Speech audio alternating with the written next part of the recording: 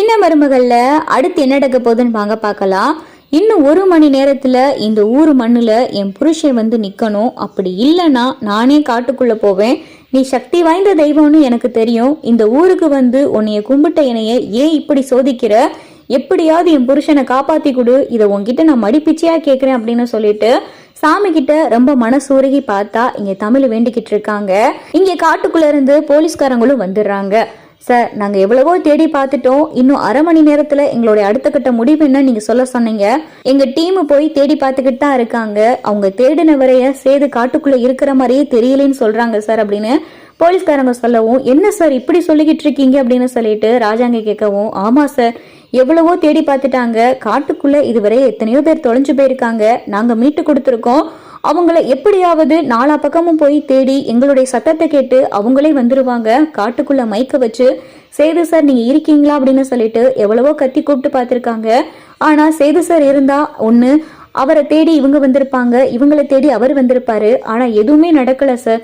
Setu sir காட்டுக்குள்ள இருக்கிற மாதிரியே தெரியல அப்படின்னு சொல்லிட்டு இங்க போலீஸ்காரங்க அடுத்தடுத்து சொல்லவும் தமிழ் பார்த்தா பயங்கரமா அழுக ஆரம்பிச்சுட்டு, என்ன சார் இப்படி சொல்லிக்கிட்டு இருக்கீங்க? என் புருஷன் எனக்கு உயிரோட வேணும் சார் அப்படின்னு சொல்லிட்டு தமிழ் கேட்கவும், மேடம் எங்களால முடிஞ்சதை நாங்க பண்ணிக்கிட்டு தான் இருக்கோம். ஆனா அதை விட இப்போ ஒரு முக்கியமான செய்தி அப்படின்னு சொல்லிட்டு இங்க போலீஸ்காரங்க ராஜாங்கத்துக்கிட்ட சொல்லவும், என்ன சார் அப்படின்னு சொல்லிட்டு இங்க ராஜாங்கமும் கேட்கிறாரு.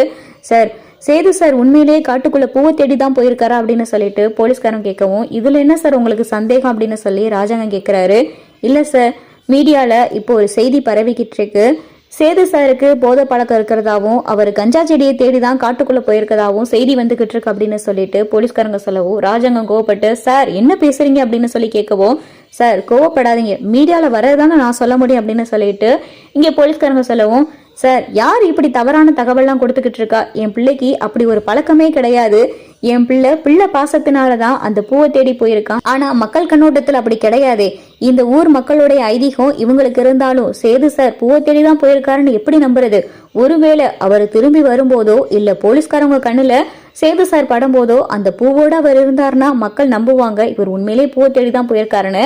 ஆனா சேது சார் அப்படி பூ எதுவுமே இல்லாம போலீஸ்காரங்க கண்ணுல அவர் சிக்கும் போது அவர் வேற நிலைமையில இருந்தாருன்னா எப்படி சார் நம்புவாங்க? அப்ப நாங்க சேது சாரை கண்டுபிடிச்சாலும் அவரை கைது பண்ற நிலைமை தான் சார் வரும் அப்படின்னு சொல்லிட்டு போலீஸ்காரங்க சொல்லவும் ராஜாங்கம், என்ன சார் ஏற்கனவே என் பிள்ளையை காணோம் அப்படின்ற வேதனையில இருந்துகிட்டு இருக்கேன், இப்படி அடுத்தடுத்து என்னென்னமோ சொல்றீங்களே அப்படின்னு சொல்லிட்டு ராஜாங்க கேட்கவும், இல்ல சார், மக்கள் கிட்ட இருந்து எங்களுக்கு இப்ப ப்ரெஷர் வந்துகிட்டு இருக்கு. போதை செடியையும் கஞ்சா செடியையும் போன ஒருத்தனையா தேடி இம்புட்டு டீம் அலைஞ்சுகிட்டு இருக்கீங்க அப்படின்னு எங்களுக்கு தான் சார் கெட்ட பேர் வந்துகிட்டு இருக்கு. அதனால சேது சாரை நாங்க கூடிய விரைவில் கண்டுபிடிக்கிறோம். அப்படி கண்டுபிடிச்சோன்னா அவரை கைது பண்ற நிலைமை தான் வரும் அப்படின்னு சொல்லிட்டு போலீஸ்காரவங்க ராஜாங்கத்துக்கிட்ட சொல்லிக்கிட்டு இருக்காங்க.